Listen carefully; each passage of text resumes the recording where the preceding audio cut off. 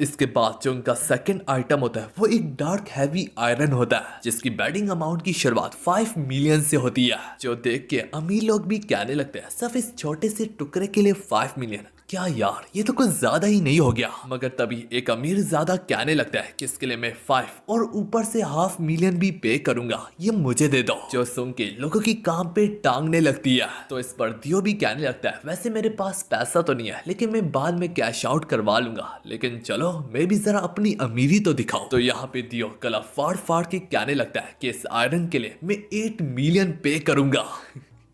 ये दियो के कहने की ही देर होती है कि हम देख पाते हैं पूरा के पूरे हॉल में खामोशी सी छा जाती है। लिन भी परेशानी से कहने लगता है एक टुकड़े के लिए 8 मिलियन, आखिर चल क्या रहा है? मैंने तो समझा था कि ये मिस पिंकी का सर्वेंट है।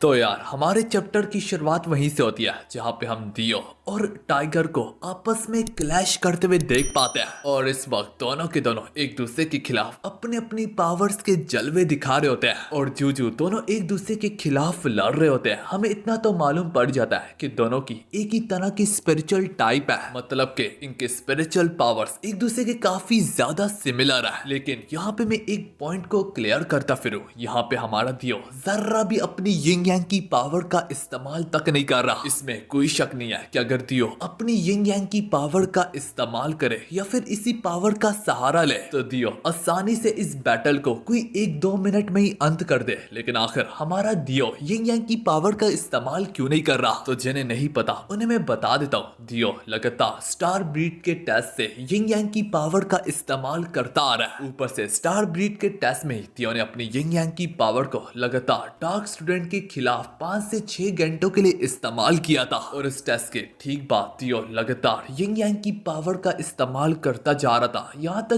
दियो को आराम करने का वक्त तक नहीं मिला, जिस वजह से दियो के जिस्म में यिंग यांग पावर पूरे तरीके से खत्म हो चुकी है। अब उसे दोबारा रिस्टोर करने में एटलीस्ट कुछ घंटे तो लगेंगे। मगर जिस तरह से लगातार लोग दियो से लड़ने आ रहे हैं और झगड़ने आ रहे हैं, दियो की पावर को आजमाने आ रहे हैं, दियो भी ये सोचने पे मजबूर हो गया कि अगर इस तरह चलता रहा तो मेरे पास तो 5 मिनट भी कल्टीवेशन के लिए नहीं बचेंगे जिसमें मैं अपनी यिंग यांग की पावर को रिस्टोर कर पाऊं। तो हाँ यार तुम लोग ये कह सकते हो कि दियो यहाँ पे अपनी नॉर्मल स्पिरिचुअल पावर का इस्तेमाल कर रहा है और इसके बावजूद भी वो टाइगर जैसे स्ट्रॉन्ग अपोनेंट पे भारी भी पड़ रहा है। अब इसी तरह दियो डिसाइड करता है कि वो इस बैटल को हमेशा हमेशा के लिए खत्म कर देगा, क्योंकि उसे भी मालूम पड़ जाता है कि उसकी नॉर्मल स्पिरिचुअल पावर भी अब खत्म होने को जा रही है। तो इस बैटल को खत्म करने के लिए दियो यहाँ पे डिसाइड करता है कि क्यों ना जो बची कुछ स्पिरिचुअल एनर्जी उसके जिस्म में बाकी है उसे वो एक पॉइंट पे फोकस करके एक बहुत बड़े एनर्जी के बॉल को क्रिएट करे। तो इसके चलते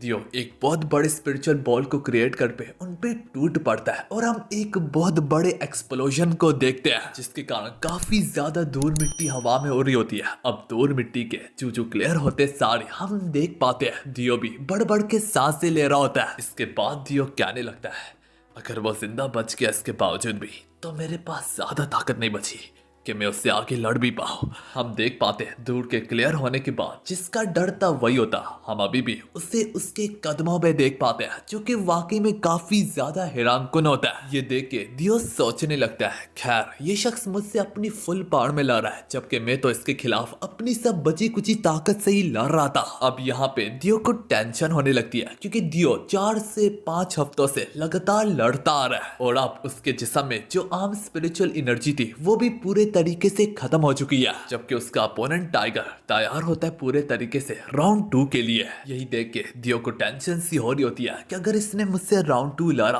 तो मैं तो इससे हार ही जाऊंगा। मगर हाँ दियो के पास इमरजेंसी स्पिरिचुअल एनर्जी अभी भी मौजूद है जिसका इस्तेमाल करके वो यहाँ से भाग तो सकता है। अलबत्ता दियो को मैदान से भागने से सख्त नफरत है क्योंकि वो कभी भी फिर अपने आप को माफ नहीं कर पाएगा। तो अब ऐसी सूरत हाल में दियो डिसाइड करता है कि मैं आखिर तक लड़ूंगा और जो भी होगा वो मेरी अपनी किस्मत होगी। हम देख पाते हैं टाइगर यहाँ पे हमारे दियो से कहने लगता है क्या हुआ दियो, तुम्हारे चेहरे से लग रहा है कि तुम्हारे पास अब और स्पिरिचुअल पावर बची भी नहीं है। दियो सोचने लगता है स्पिरिचुअल पावर तो क्या बल्कि मेरे पास माना भी खत्म हो चुका है। तो दोस्तों यहाँ पे मैं एक छोटे से पॉइंट को क्लियर करता फिरूं, इस सीरीज में जो स्पिरिचुअल एनर्जी का इस्तेमाल करता है उसे वॉरियर कहते हैं और जो माना का इस्तेमाल करते हैं वो सॉर्सरर खिलाते हैं। लेकिन हाँ कुछ ऐसे भी है जो कि दोनों का इस्तेमाल इस्तेमाल करना जानते हैं। अक्सर नोबल और रॉयल फैमिलीज वाले दोनों का इस्तेमाल करना जानते हैं और इसी तरह वो सबसे ज्यादा खास माने जाते हैं। इसी बीच में टाइगर यहाँ पे दियो का काम तमाम करने के लिए आगे बढ़ने ही लगता है कि अचानक से हम एक अनजान आवाज को सुनते हैं जो कि दोनों को वहीं पे रुकने के लिए कहता है। और जिस शख्स ने आवाज दी होती है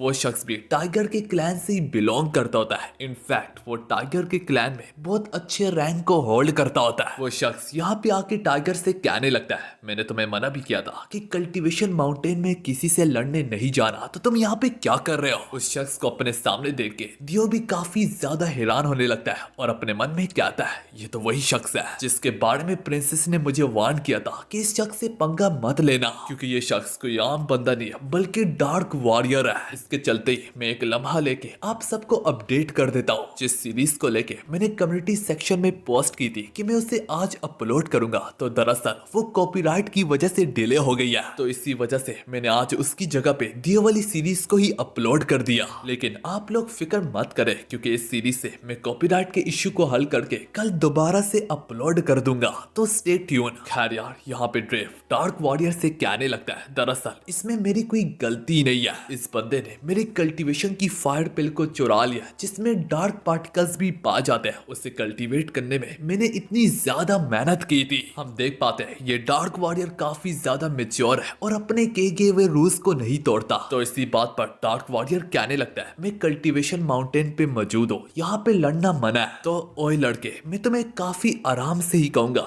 जो कुछ तुमने हमारे क्लैन वालों से चुराया है वो ने वापस कर दो। जो देख के आसपास के लोग बातें करने लगते हैं। वैसे ये डार्क वॉरियर होने के नाते काफी ज्यादा मेच्योर और सुलझा हुआ बंदा है, जहाँ पे डार्क सिस्टम वाले रूल्स की परवाह तक नहीं करते। ये बंदा वाकई में काफी ज्यादा सुलझा हुआ है, इसलिए तो ये क्लैन का लीडर बनने के काफी ज्यादा करीब है और हर कोई इससे बहुत बड़ी बड़ी उम्मीदें लगा के बैठा हुआ है। तो यहाँ पे दियो उस डार्क वॉरियर से कहने लगता है, वो सब तो ठीक है, लेकिन अगर जो बंदा मुझसे पंगा लेने की कोशिश करेगा तो फाइट के बीच में उसका जो भी नुकसान होगा उसके जिम्मेदार मैं नहीं हूँ, तो मैं तुम्हें वो फायर पिल को देने से इनकार करता हूँ। तो वो डार्क वॉरियर उसे समझाने लगता है, अबे लड़के, तू अपने पैर पे खुद ही कुल्हाड़ी मार रहा है, तुम समझने की कोशिश नहीं कर रहे, जिसे दरिया समझ के तुम कदम रख रहे हो। असल में वो एक बहुत गहरा दलदल है जिसमें अगर तुम कभी फंस गए तो फिर बाहर नहीं आ पाओगे। पिंकी को भी यहाँ पे दियो की चिंता होने लगती है, क्योंकि इस बार दियो कोई आम बंदे से पंगा नहीं ले रहा, डार्क वॉरियर है भाई वो। इससे पहले दोनों के बीच में सूरत-ए-हाल मजीद बिगड़ती कि यहाँ पे जाबशीरा आ जाती है। ये दोनों के दोनों मिस जाबशीरा को काफी अच्छे से जानते होते हैं, लेकिन हमारा दियो तो मिस जाबशीरा का पर्सनल स्टूडेंट होता है, जो देख के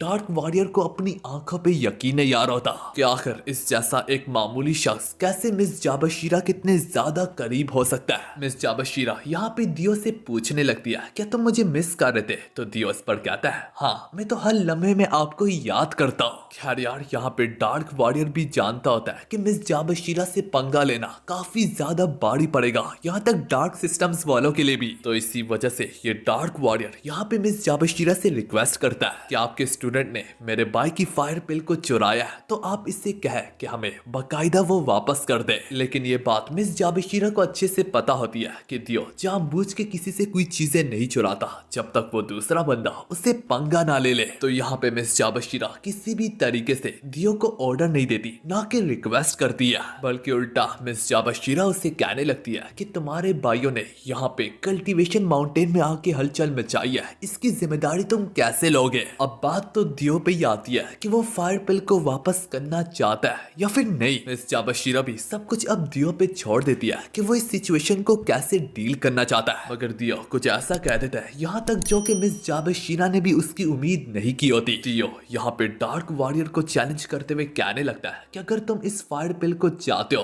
तो तुम्हें इससे मुझे हरा के लेना होगा। जो सब सुन के मिस जाबशीरा भी काफी ज्यादा शॉक्ड हो जाती है, क्योंकि ये लड़ाई वाकई में काफी ज्यादा लंबी और गहरी हो सकती है। मगर यहाँ पे मिस जाबशीरा को याद आने लगता है कि दियो की यिंग यांग की पावर पहले से कई गुना ज्यादा बेटर हो चुकी है। हाँ, इस कदर पावरफुल कि यहाँ तक दियो ने उस डॉन के मामले में एम्परर वू के रिकॉर्ड को भी तोड़ दिया था। मिस जाबशीरा सोचने लगती है कि अगर इस जैसा स्ट्रॉन्ग पंच यहाँ तक डार्क वॉरियर पे भी लैंड करे तो उसकी भी अक्ल ठिकाने आ जाएगी। मगर यहाँ पे अभी भी एक मसला है, सब पावर की बात नहीं होती बल्कि ओवरऑल स्किल को देखा जाता है डार्क वॉरियर से लड़ते दौरान। जो सुन के डार्क वॉरियर वॉरियर भी काफी हैरान होते हुए कहने लगता है, आज तक कभी भी मुझे किसी ने डायरेक्टली चैलेंज नहीं किया, इससे मैं बेवकूफी समझू या फिर बहादुरी, खैर जो भी, तुम्हारी मौत तो पक्की है अगर तुमने मुझसे लड़ा। तो दियो यहाँ पे कहने लगता है कि अगर मुझे मौत का डर होता तो पहले लम्हे में मैं सॉर्सरर की दुनिया में कदम ही ना रखता। हाँ, मैं तुम्हें ऑफिशियल तरीके से सबके सामने चैलेंज करता हूँ। जो सुनते सारे सभी लोगों के पैरों तले जमीन खिसक जाती है कि एक मामूली बंदे का मुकाबला डार्क वॉरियर से होने को जा रहा है। यहाँ तक तो डार्क वॉरियर के भाई जोर जोर से हंसते हुए कहने लगते हैं, भाई हमारा भाई लाखों करोड़ों में एक है, आज तक कभी जिंदगी में वो एक बार भी नहीं हारा, तो तुम्हें कैसे लगता है कि तुम एक डार्क वॉरियर को हरा सकते हो? तो डार्क वॉरियर यहाँ पे उसके चैलेंज को एक्सेप्ट करते हुए कहने लगता है, ठीक है फिर तुम्हारी जगह होगी और तुम्हारा वक्त होगा, मैं पहुंच जाऊंगा जहां भी तुमने मुझसे लड़ना होगा। मिस जाबेशिरा यहाँ पे उन्हें रिमाइंड करते हुए कहती है कि हॉल ऑफ स्टार्स का इवेंट आने लगा है, तो इसके बाद ही अगर तुम लोगों ने लड़ना है तो इसके बाद ही लड़ना होगा। डार्क वॉरियर कहने लगता है, तो इसका मतलब हमारी फाइट 2 महीने के बाद होगी। मिस जाबेशिरा और दियो यहाँ से जाने लगते हैं। जाते जाते मिस जाबेशिरा कहती है, हाँ कुछ ऐसा ही। तो डेव इस पर कहने लगता है, मुझे तो लगता है कि ये टाइम बाय कर रहे हैं ताकि उतने में दियो कल्टीवेट कर सके। तो यहाँ पे डार्क वॉरियर कहने लगता है, तुम्हें क्या लगता है 2 महीने की ट्रेनिंग से ये वाकई में मुझ जैसे डार्क वॉरियर को हरा देगा? मुझे हराने के लिए इससे 2 महीने तो क्या बल्कि 200 साल चाहिए होंगे। ये कहते हुए डार्क वॉरियर काफी ज्यादा सीरियस होके कहने लगता है, मिस जाबेशिरा तुमने उसे 2 महीनों के लिए तो बचा लिया, लेकिन आखिर कब तक भागता रहेगा वो मुझसे?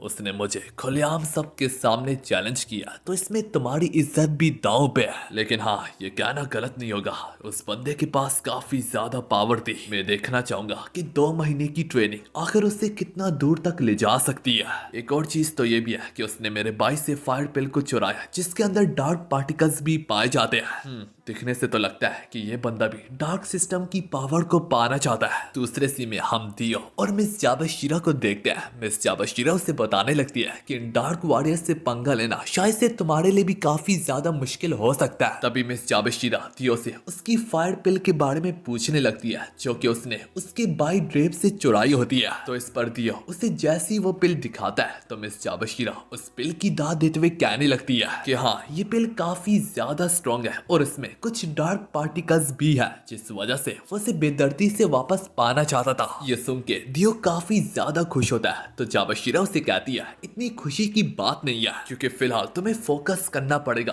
कि तुम 2 महीनों के बाद कैसे स्ट्रॉन्ग होगे कि आखिरकार कि तुम उस डार्क वॉरियर को भी हरा सको। मैं तो वैसे थोड़ी बहुत आजकल बिजी हूँ, वरना मैं तुम्हें पर्सनली ट्रेन कर सकती थी, लेकिन इसके बावजूद भी तुम फिक्र मत करो, मेरे पास काफी सारे मेथड्स हैं जिससे तुम बहुत जल्दी स्ट्रॉन्ग बन सकते हो। खैर इस सब के बावजूद भी मैं तुम्हें आज रात को एक एल्डर से मिलवाऊंगी जो कि तुम्हारे दरवाजे पे खुद ही पहुंच जाएगा। इसके बाद वो तुम्हें एक ऐसी जगह पे ले जाएगा जिससे तुम काफी जल्दी कल्टीवेट करके स्ट्रॉन्ग बन सकते हो। खैर फिलहाल तो तुम यिंग यांग की पावर को रिस्टोर करो। मैं महसूस कर पा रही हूँ तुमने अपनी सारी पावर्स का इस्तेमाल कर लिया। दियो भागते भागते जूजू कल्टीवेशन के लिए जाने लगता है। मिस जाबेशिरा उसे पीछे से समझाती है कि जगह का तोड़फोड़ मत करना। दूसरे पल में हम दियो को कल्टीवेट करते हुए देखते हैं जहाँ पे वो अपनी यिंग यांग की पावर को रिस्टोर कर रहा होता है। इसी में रात के वक्त वहाँ पे उसे एक एल्डर अप्रोच करता है। ये वही एल्डर है जिसके बारे में मिस जाबेशिरा बात कर रही थी। वो एल्डर यहाँ पे आके दियो से कहने लगता है, मुझे मालूम है शायद से तुम ये सोच रहे होगे कि इतनी रात को ये एल्डर मुझे क्यों परेशान कर रहा है। खैर मेरे इन बूढ़े कानों ने सुना है कि तुमने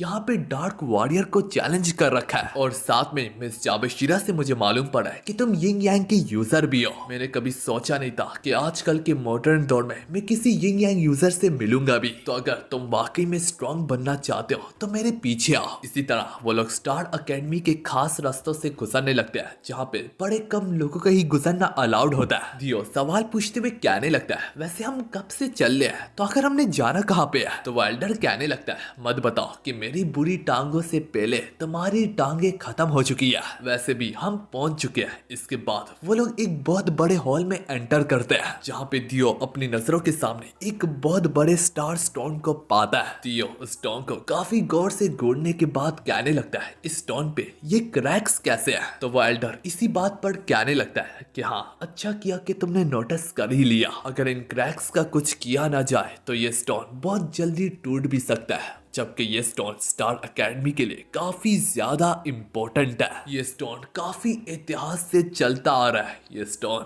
काफी ज्यादा पुराना है, पुराना होने के भी नाते, और इसी स्टोन के ऊपर ही स्टार एकेडमी पूरी की पूरी बनाई गई है। तुम ये कह सकते हो कि ये स्टोन ही स्टार एकेडमी की शुरुआत है। स्टार एकेडमी में आज भी काफी सारे ट्रेजर्स है जो कि लोगों ने कभी पाई नहीं है। वो सिर्फ और सिर्फ इसी स्टोन की वजह से यहाँ पे पाए जाते हैं। तो ये कहना गलत नहीं होगा, जैसे कि अर्थ में ग्रेविटी एक बहुत बड़े रोल को कैरी आउट करती है, इसी तरह स्टार एकेडमी में ये स्टोन एक बहुत बड़े रोल को कैरी आउट करता है। तो हमें इस बात का जर्रा भी नहीं मालूम कि अगर क्या होगा कि ये स्टोन टूट जाए तो स्टार एकेडमी में क्या नुकसान होगा, और फिर अपने आप ही सब कुछ कितना ज्यादा बिगड़ जाएगा। स्टार एकेडमी का नक्शा ही इस स्टोन ने बरकरार रखा हुआ है। ये स्टोन हमारे लिए और सबके लिए काफी ज्यादा इम्पोर्टेंट है। तो ये कहना गलत नहीं होगा कि स्टार एकेडमी आज जो भी है वो सिर्फ इसी स्टोन की वजह से जानी जाती है, क्योंकि ये स्टोन पूरी दुनिया का माना और स्पिरिचुअल एनर्जी को अपने अंदर एब्सॉर्ब करता है और इस एकेडमी में फैला देता है। ये स्टोन बहुत बड़ी एनर्जी को कैरी आउट करता है, जिस वजह से यहाँ पे काफी तरह तरह के नेशनल ट्रेजर जन्म लेते हैं। और इस स्टोन के पुराने होने की वजह से ये स्टार एकेडमी भी काफी ज्यादा पुरानी है। तो यहाँ पे बहुत तरह तरह की एंशिएंट इंफॉर्मेशन भी अवेलेबल है। दुनिया में जितने भी बड़े बड़े एम्परर्स,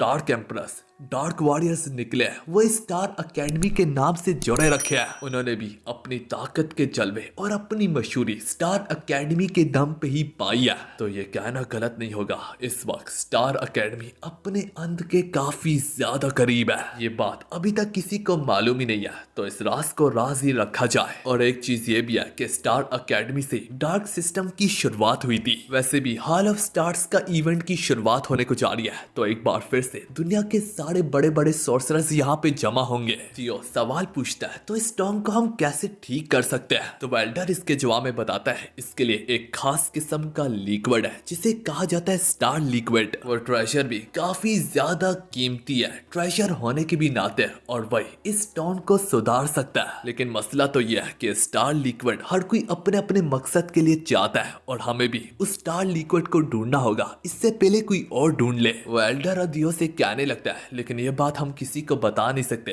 कि स्टार एकेडमी अपने अंत को फेस कर रहा है। तो अब तक तो तुम्हें भी समझ में आ ही गया होगा कि ये सब कुछ मैं तुम्हें क्यों बता रहा हूँ। तो दियो आगे से कहने लगता है, हाँ मैं समझ गया, आप चाहते हैं कि मैं उस लिक्विड को ढूंढूं। वो बूढ़ा उसे ये भी बताता है कि उस लिक्विड को ढूंढना आसान नहीं होगा, क्योंकि तुम एक यिंग यांग के यूजर हो। तो ये रिक्वेस्ट मैं सिर्फ तुमसे ही करना चाहूंगा। दियो थोड़ा परेशान होने लगता है कि इतनी बड़ी रिस्पॉन्सिबिलिटी आखिर ये लोग मुझे कैसे दे सकते हैं। तो वो बूढ़ा कहने लगता है, फिक्र मत करो, क्योंकि अब तुम ही एक मिस जाबशीरा के पर्सनल स्टूडेंट हो। तुम्हारे अलावा ये स्टार एकेडमी किसी दूसरे पे भरोसा भी नहीं कर सकता। खैर ये तुम्हारे मिशन की इंपॉर्टेंट डिटेल हो गई। अब मैं तुम्हें उस रूम में ले जाता हूँ जो कि काफी ज्यादा खास है, खास होने की भी नाते। अगर तुम उस रूम में कल्टीवेशन करोगे, मुझे पूरा यकीन है कि तुम बहुत ज्यादा और जल्दी स्ट्रॉन्ग बन जाओगे। उस रूम में कल्टीवेशन करने के बाद तुम अपनी यिंग यांग की पावर से डार्क स्टूडेंट्स वालों को आसानी से हरा पाओगे, क्योंकि एक डार्क स्टूडेंट और एक डार्क वॉरियर चाहे जितना मर्जी पावरफुल हो, वो कभी भी यिंग यांग की पावर पे भारी नहीं पड़ सकता।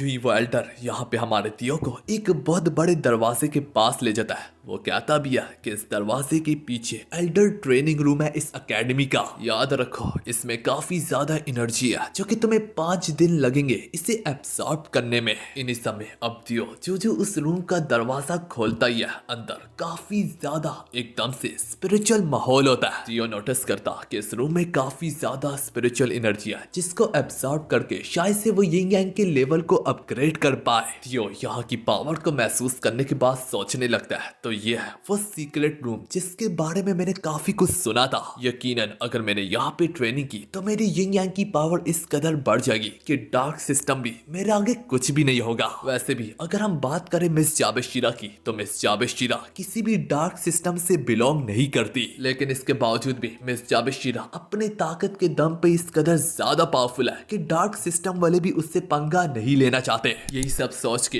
दियो खुशी से झूमने लगता है कि वो पहले से काफी काफी ज्यादा स्ट्रॉन्ग हो जाएगा। इसके चंद लम्हों के बाद हम दियो को काफी ज्यादा फोकस से कल्टीवेशन करते हुए देखते हैं। दियो महसूस कर पाता है कि यहाँ पे हर लम्हे ब लम्हे में वो पहले से काफी ज्यादा स्ट्रॉन्ग बनता जा रहा है। उसकी बॉडी इस वक्त पूरे तरीके से स्पिरिचुअल और माना से बड़ी बड़ी होती है। तभी यहाँ पे दियो नोटिस करता है कि जो रिंग उसने पहन रखी है तो किसी अनजान वजह से आधे से ज्यादा स्पिरिचुअल एनर्जी तो उस स्टोरेज रिंग के अंदर एब्सॉर्ब हो रही है। तो दियो अपनी स्टोरेज रिंग के अंदर जब जैसे तैसे करके झांकता है तो उससे मालूम पड़ता है उसकी स्टोरेज रिंग के अंदर वही ग्रीन बैम्बू है जो कि काफी ज्यादा स्पिरिचुअल एनर्जी को एब्सॉर्ब कर रहा है। दियो को याद आने लगता है कि ये तो वही बैम्बू है जो कि उसे केव के अंदर मिला था। ये सब देख के दियो को काफी ज्यादा खुशी होती है कि इस बैम्बू स्टिक के जरिए वो पहले से भी ज्यादा स्पिरिचुअल एनर्जी को आप एब्सॉर्ब कर पा रहा है। तो सिर्फ और सिर्फ उस बैम्बू स्टिक को बाहर निकालने की वजह से हम देख पाते हैं वो स्पिरिचुअल एनर्जी और भी पहले से भी ज्यादा तेजी से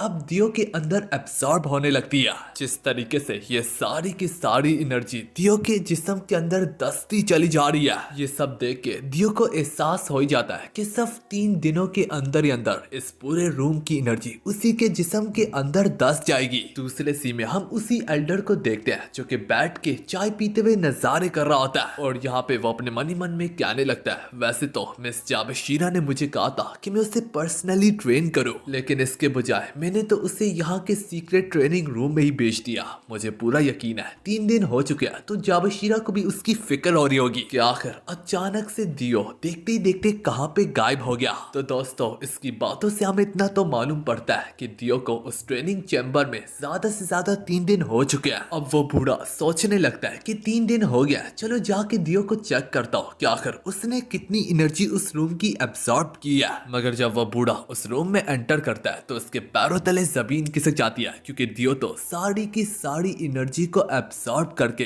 यहाँ से रफू चक्कर हो गया होता है, जो देख के उस बूढ़े को काफी ज्यादा गुस्सा आने लगता है क्योंकि उसने दियो को मना किया था कि हर हालत में इस रूम की पूरी एनर्जी को एब्सॉर्ब नहीं करोगे। सीन शिफ्ट होके डार्क फेरी और उसके मास्टर पे जाती है जहाँ पे डार्क फेरी अपने मास्टर से कहने लगती है कि जल्दी ये पैलेस खुल जाएगा और वो हमारे लिए एक सुनहरा मौका होगा स्टार लिक्विड को पाने का। तो इसी बात पर उसका मास्टर भी कहने लगता है, ठीक है फिर इस बार में कोई भी गलती नहीं चाहता। जबकि दूसरी तरफ हम टाइगर के भी मास्टर को देखते हैं, वो लोग भी स्टार लिक्विड को पाने के लिए काफी बेदर्दी से मरते चले जा रहे होते हैं। तो जैसे कि उस बूढ़े एल्डर ने कहा था कि स्टार एकेडमी में हर कोई अब उसी स्टार लिक्विड के पीछे पड़ा होगा, तो इसी वजह से उस एल्डर ने यहाँ पे दियो को भी टास्क दिया था कि तुमने किसी भी हालत में उस स्टार लिक्विड को लोगों से पहले पाना होगा। दूसरी तरफ हम एम्परर वू को उसी मैजिकल स्टोन के सामने देखते हैं जहाँ पे वो अपनी आंखों से उसी रैंकिंग को देखने आया होता है जो कि उसकी की एनर्जी के साथ ही साथ दियो के हाथ से डाली गई होती है। यहाँ पे ज़ांज़स क्लैन के बंदे भी उसी लिक्विड को पाने के लिए आए होते हैं। दिखने से तो लगता है सब इस लिक्विड की वजह से एक बहुत बड़ी जंग सी छिड़ने को जाएगी। अभी तक हमें उस लिक्विड के बारे में ज्यादा इंफॉर्मेशन तो नहीं दी गई, सब इतनी ही दी गई है कि यहाँ तक वो ट्रेजर एंशिएंट स्टोन जैसे को भी रिकवर कर सकता है। तो इसका ये मतलब है कि ये लिक्विड वाकई में काफी ज्यादा खास है और हर कोई उस लिक्विड को अपने अपने फायदे के लिए इस्तेमाल करना चाहता है। मगर जिस तरह से बड़े बड़े विजिट्स और बड़े बड़े सॉर्सरर्स, बड़े बड़े वॉरियर्स इस लिक्विड को पाने के लिए इस टेस्ट में पार्टिसिपेट करेंगे, तो इससे हमें इतना तो मालूम पड़ ही गया है कि ये लिक्विड वाकई में अपने आप में ही खास है और शायद से इस लिक्विड की ट्रू पोटेंशियल हमें आगे चल के ही मालूम पड़ेगी। कहानी मिस जाबशीरा की तरफ पलट के जाती है जहाँ पे मिस जाबशीरा दियो के इंतजार में होती है कि आखिर दियो कहाँ पे चला गया। उसका सर्वेंट भी मिस जाबशीरा को रिपोर्ट करते हुए कहने लगता है कि फिलहाल हमें दियो से रिलेटेड कोई इंफॉर्मेशन नहीं मिली और जहाँ तक उस सीक्रेट रूम की बात है वो भी हमने चेक किया, मगर वहाँ पे भी दियो हमें नहीं मिला। अलबत्ता एल्डर से हमें मालूम तो पड़ा था कि दियो यहाँ से होके गुजरा है। खैर यार, जब से मुझे मालूम पड़ा है कि दियो ने उस डार्क वॉरियर को चैलेंज किया तो उसके फैमिली मेंबर्स दियो की तलाश में इधर उधर भटक रहे हैं क्योंकि उनके चमचों को लगता है कि वो हमारे मास्टर को हराने के काबिल ही नहीं है, बल्कि अपने मास्टर के लिए हम उसे पहले हरा देंगे। हालांकि ये सारी घटिया हरकत से उनके मास्टर ने उन्हें मना भी किया है, लेकिन फिर भी वो लोग भी दियो की तलाश में है। लेकिन इतने सारे लोग भी दियो की तलाश में है, इसके बावजूद भी अभी तक किसी का सामना दियो से हुआ ही नहीं है। जबकि हॉल ऑफ स्टार्स का इवेंट जल्दी ओपन होने को जा रहा है। दूसरी ओर हम पिंकी को देखते हैं जो कि दियो के बारे में सोच रहे होते हैं कि 3 से 4 दिन हो रहे हैं, आखिर दियो कहाँ पे गया हुआ है। और ऊपर से यहाँ पे लगातार नोबल फैमिलीज के बंदे उसकी तलाश में चक्कर लगाते रहते हैं। बाय द वे मैं एक पॉइंट को क्लियर करता फिरूं, ये जो पिंकी नाम की लड़की है ये भी एक रॉयल फैमिली से बिलोंग करती है और काफी ज्यादा अमीर भी है। वो यहाँ पे बैठ के सोच रही होती है कि इसी बीच में कुछ लोग यहाँ पे दियो की तलाश में उससे पंगा लेने आ जाते हैं। जब पिंकी उसके 2 चमचों से डिस्ट्रैक्ट ही होती है कि इसी बीच में उनका लीडर पीछे से आके हमारी पिंकी को कस के पकड़ लेता है, मगर इससे पहले वो पिंकी के जिस्म को छू भी पाते कि अचानक से यहाँ पे दियो आ जाता है। दियो को अपनी आंखों के सामने देख के वो पिंकी को छोड़ देता है क्योंकि उनका काम असल में दियो से ही होता है। इसके बाद ये लोग दियो से कहने लगते हैं कि सुनने में आया तुम अपनी औकात से बढ़ के हमारे मास्टर्स को चैलेंज करते फिर रहे हो। तुम हमारे मास्टर तो क्या बल्कि हमें नहीं हरा सकते, तो उससे पहले चैलेंज करने की तो क्या बनती है। और वो यहाँ पे सोचने लगता है कि ये पिंकी नाम की लड़की ये भी तो असल में एक रॉयल फैमिली से बिलोंग करती है, तो आखिर ये इस जैसे मामूली लड़के के साथ इतना ज्यादा वक्त क्यों बिताती है। इसके बाद दियो ने कहने लगता है तुम्हारा मुझसे यहाँ पे क्या काम है। तो वो बंदा यही कहता है मैंने कहा ना मैं देखना चाहता हूँ कि तुम कितने ज्यादा स्ट्रॉन्ग हो। तो दियो उसे याद दिलवाते हुए कहने लगता है खैर ये मत भूलो यहाँ तक तुम्हारा अपना मास्टर भी यहाँ पे मुझसे पंगा नहीं लेना चाह रहा था क्योंकि ये एक कल्टीवेशन माउंटेन्स है और यहाँ पे लड़ना मना है। तो आगे से वहाँ जहाँ शख्स कहने लगता है फिक्र मत करो हम इसे एक गेम की तरह ट्रीट करेंगे, हम 1-2 पंचेस से ज्यादा नहीं लगाएंगे और साथ में हम जगह को भी डिस्ट्रॉय नहीं करेंगे। मैंने कहा ना मैं सिर्फ ये देखना चाहता हूँ कि तुम कितने ज्यादा स्ट्रॉन्ग हो और इस चीज को एक गेम में बदलने के लिए हम इस पे शर्त लगाएंगे। मैं तो नोबल फैमिली से हूँ बच्चा, तो शर्त लगाना मेरे लिए कोई मुश्किल नहीं है क्योंकि पैसों की कोई कमी नहीं है, अलबत्ता तुम अपना बंदोबस्त कर लो। तो पीछे से पिंकी एक मुस्कुराहट के साथ कहने लगती है फिक्र मत करो दियो तुम्हारे पैसा मैं बढ़ दूंगी। ये सुन के दियो कहने लगता है अरे वाह पिंकी के पास तो पैसों की कमी नहीं है, तो मैं मुंह फट फट के बैट लगा सकता हूँ। तो दियो यहाँ पे 30 मिलियन की बैट लगाता है जो सुन के यहाँ तक उस अनजान शख्स के भी टट्टे जाम हो जाते हैं। इसके बाद वो अनजान शख्स सोचने लगता है इसकी ये मजाल ये मुझे डराने की कोशिश कर रहा है। खैर अगर ये 30 मिलियन का चेक चाहता है तो फिर मैं 30 मिलियन की ही बैट लगाऊंगा।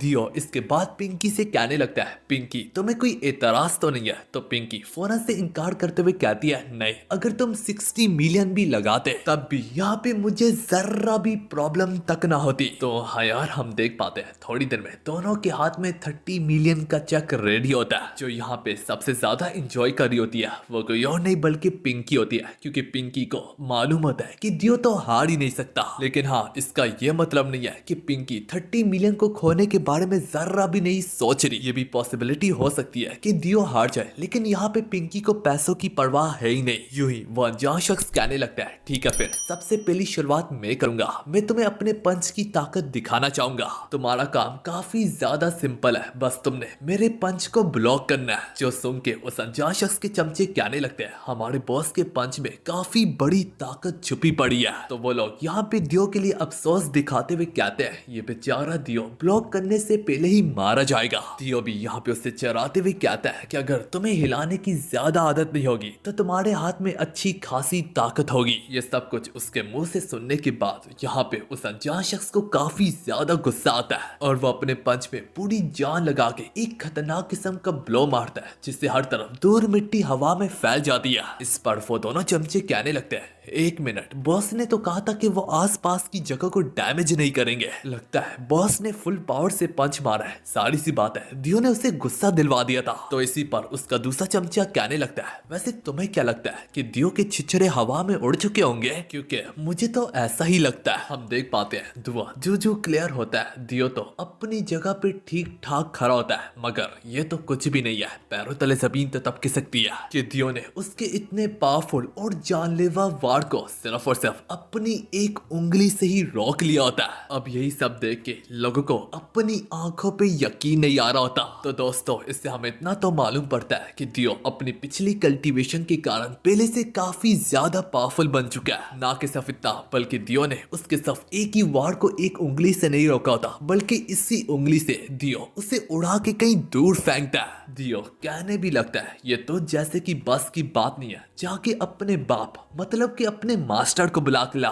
दियो उसे कहने भी लगता है बस तू अपना 30 मिलियन का चेक को तैयार रख। ये कहते हुए दियो अपनी लाइटनिंग स्पीड का इस्तेमाल करके एकदम से उसके चेहरे के सीधा पास जा पहुंचता है। और यहाँ पे डर के मारे उनका बॉस कहने लगता है क्यों ना हम बेट की अमाउंट को थोड़ा सा कम कर दे। दियो यहाँ पे कहने लगता है भाई ऑफर तूने किया, अब बहाने भी तू ही बना रहा है। अगर जिगरा इतना था ही नहीं तो फिर आके मुझे चैलेंज क्यों किया। दियो उसके पास चूचू खड़ा होता है। यहाँ तक वो अनजान शख्स सब उसके प्रेशर से ही कांपने लगता है, उसके पसीने छूटने लगते हैं। और अब कहीं जाके उसे एहसास भी होने लगता है कि आखिर उसके बॉस डार्क वॉरियर ने उसके चैलेंज को आखिर क्यों एक्सेप्ट किया। उसके चमचे दौड़े दौड़े आके अपने बॉस की मदद के लिए आने लगते हैं। तभी उनका बॉस उन पे ही चिल्लाते हुए उन्हें वहीं पे रुकने के लिए कहता है और वो उन्हें वार्न करते हुए भी समझा देता है कि लड़ाई के दौरान अगर तुम लोगों ने एक गलत कदम भी लिया तो ये शख्स तुम्हें वहीं पे मार देगा। ये शख्स हमारी सोच से भी कई गुना ज्यादा बढ़ के है और जितना हमने मांगा था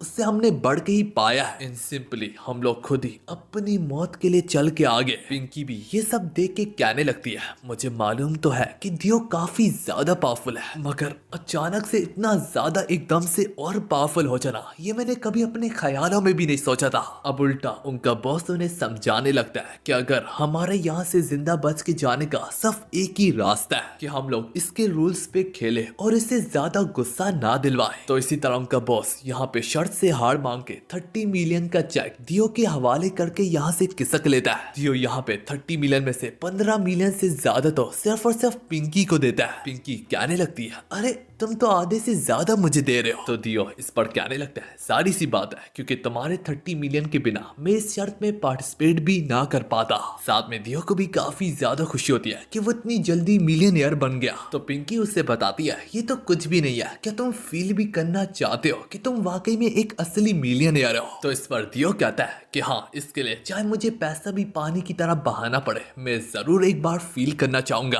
तो हम देख पाते हैं पिंकी उसे सिटी एक्स के सेंटर में ले आती है। पिंकी उससे बताती है ये जो लाइनें लगी है ये सारे मिलियनेयर्स है, क्योंकि इस जगह में एंटर करने के लिए मिलियनेयर को भी सबसे पहले टिकट को बाय करना पड़ता है और इसकी टिकट भी यहाँ तक इस कदर महंगी है कि आम लोग तो अफोर्ड भी नहीं कर सकते। अब जैसे कि इस जगह में काफी अमीर अमीर लोग होते हैं और बड़ी बड़ी फैमिलीज आई होती है, तो हम वहीं पे ज़ांज़स फैमिली के भी उन्हीं लोगों को देखते हैं जो कि पिंकी को काफी अच्छे से जानते होते हैं। और हमें मालूम पड़ता है कि पिंकी की फैमिली और ज़ांज़स की फैमिली आपस में काफी अच्छे टर्म्स में है। पिंकी यहाँ पे उसे देख के कहने लगती है लिन तुम यहाँ पे क्या कर रहे हो। तो ज़ांज़स फैमिली का लिन कहने लगता है कुछ खास नहीं, बस थोड़ा सा पैसे को उड़ाने आया हूँ। लिन यहाँ पे कहने लगता है कि ज़ांज़स फैमिली इस जगह की रोजाना की मेंबर्स है। तो मिस पिंकी मुझे ये अच्छा नहीं लगेगा कि आप जैसी खूबसूरत लड़की इन लाइनों में खड़ी हो। अगर आप चाहे तो मेरे टोकन का इस्तेमाल करके सीधा अंदर जा सकती है। दोस्तों ज़ांज़स फैमिली अपने बैटल ऑफ द ईयर की वजह से जानी जाती है, जिस वजह से उनको एंट्री मिलना बाकी मिलियनेयर से ज्यादा इजी होता है। जो सुन के पिंकी को ये इसकी ऑफर काफी ज्यादा पसंद आती है, क्योंकि पिंकी तो सोच रही थी कि वो दियो की स्पीड का इस्तेमाल करके फौरन से अंदर घुस जाएंगे, लेकिन पकड़े जाने पे फिर बैन भी लग सकता है। तो अब ये चीज पिंकी को ज्यादा पसंद आती है। तो पिंकी उसे बताती है ठीक है फिर अपनी ज़ांज़स फैमिली का रेपुटेशन का इस्तेमाल करके हमें अंदर ले जाओ। लिन कहने लगता है ज़ांज़स क्लैन की वीआईपी वाली जगह इधर से शुरू होती है,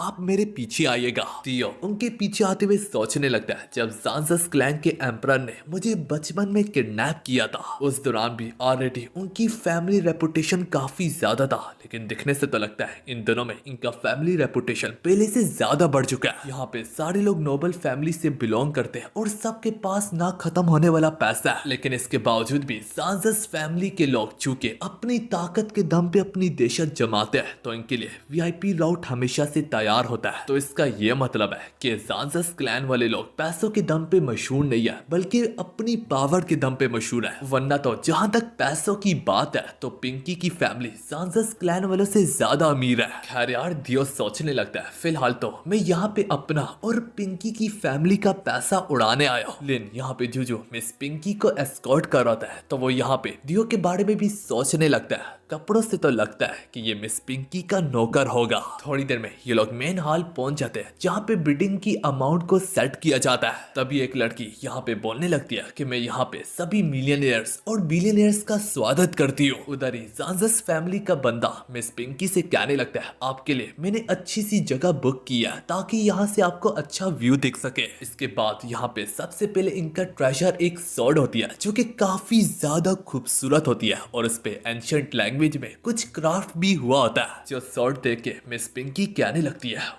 वाह ये शर्ट काफी ज्यादा प्यारी है। सांजस कहने लगता है मिस पिंकी आप बस हुक्म करें, अगर आपको ये शर्ट पसंद है मैं आपके लिए अभी ही बाय कर लेता हूँ। इस शर्ट की बेडिंग अमाउंट स्टार्टिंग ही 18 मिलियन से होती है। तो पास में एक लड़की चिल्लाते हुए कहती है कि इस शर्ट के मैं 20 मिलियन दूंगी। अनाउंसर कहने लगती है हमें फर्स्ट प्राइज मिल चुकी है, क्या कोई इससे बढ़ के बैट करना चाहेगा। लेकिन हम देख पाते हैं इस शर्ट के लिए 20 मिलियन से बढ़ के कोई ज्यादा बैटिंग नहीं करता तो ये शर्ट उसी लड़की को दे दी जाती है। दियो भी ये प्राइस सुन के थोड़ा कांपने लगता है। अबे स्टार्टिंग ही 20 मिलियन से हुई थी। यहाँ पे एक और मसला भी होता है दियो के लिए। दियो के पास चाहे भले ही 30 मिलियन तो है लेकिन पहले दियो को इन्हें पैसों में बदलना होगा क्योंकि यहाँ पे सिर्फ गोल्ड कॉइन ही अपसेट किए जाते हैं। खैर यार इसके बाद जो उनका सेकंड आइटम होता है वो एक डार्क हैवी आयरन होता है जिसकी बैटिंग अमाउंट की शुरुआत 5 मिलियन से होती है। जो देख के अमीर लोग भी कहने लगते हैं सिर्फ इस छोटे से टुकड़े के लिए 5 मिलियन, क्या यार ये तो कुछ ज्यादा ही नहीं हो गया।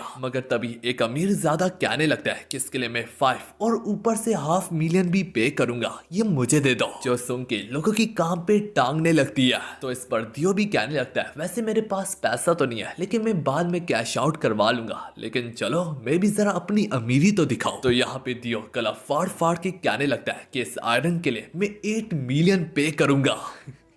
ये दियो के कहने की देर होती है कि हम देख पाते हैं पूरे के पूरे हॉल में खामोशी सी छा जाती है। लिन भी परेशानी से कहने लगता है एक टुकड़े के लिए 8 मिलियन, आखिर चल क्या रहा है। मैंने तो समझा था कि ये मिस पिंकी का सर्वेंट है। वो यहाँ पे कहने भी लगता है बाप रे मत बताओ कि मिस पिंकी की फैमिली इस कदर अमीर हो चुकी है कि इनके सर्वेंट भी इतना ज्यादा पैसा रखते हैं। तो हाँ यार इसी कंफ्यूजन और हैरानगी के साथ हमारा ये वाला चैप्टर यहाँ पे खत्म होता है।